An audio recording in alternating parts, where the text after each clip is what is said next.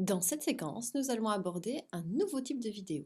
Aujourd'hui, j'avais envie de vous partager un nouveau type de vidéo, en lien avec le sketchnoting et le fait d'apprendre à dessiner une pièce d'un puzzle, ou pour pouvoir l'utiliser comme étant la pièce d'un grand puzzle. Dans un premier temps, nous allons apprendre à faire une pièce d'un puzzle, et puis ensuite, je vous montrerai comment faire le début d'un puzzle. Donc pour cela, on va faire un carré dans lequel on va faire des trous dans chacun des côtés.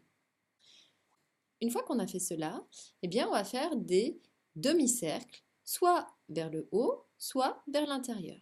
Donc je vais en faire 3 vers le haut, et puis je vais en faire un dernier qui va être vers l'intérieur.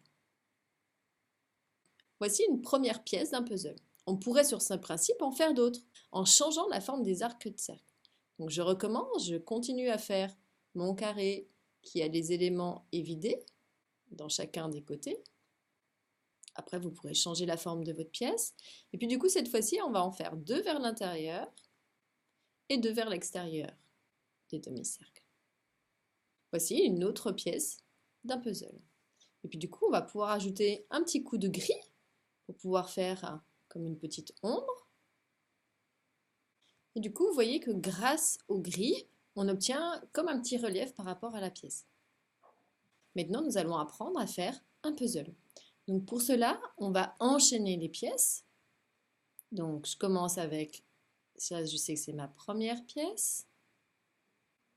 Et puis je vais faire comme un quadrillage, déjà, avec tous mes vides.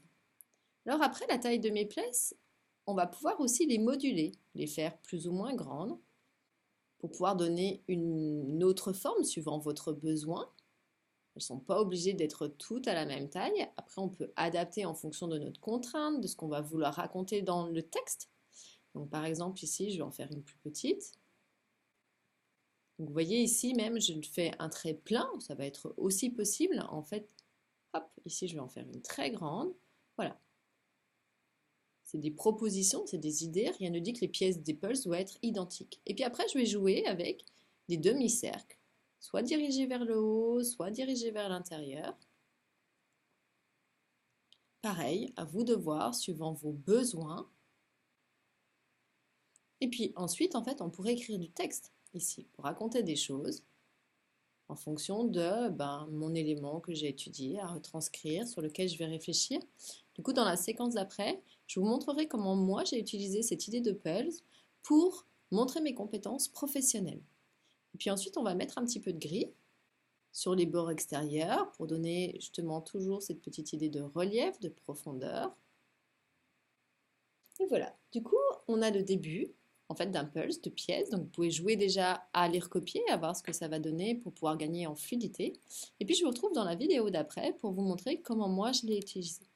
En tout cas, vous pouvez nous retrouver sur la page Sketchnote avec moi, où du coup je partage plein de ressources, d'idées, donc n'hésitez pas à nous suivre. Et puis également sur Math en vidéo, j'ouvre une nouvelle section en lien avec le sketchnoting, donc il y aura peut-être un site plus tard, mais en tout cas vous pourrez retrouver le début de toutes ces ressources aussi sur mathenvideo.fr. En tout cas, je vous souhaite de bien vous amuser avec cette première structure.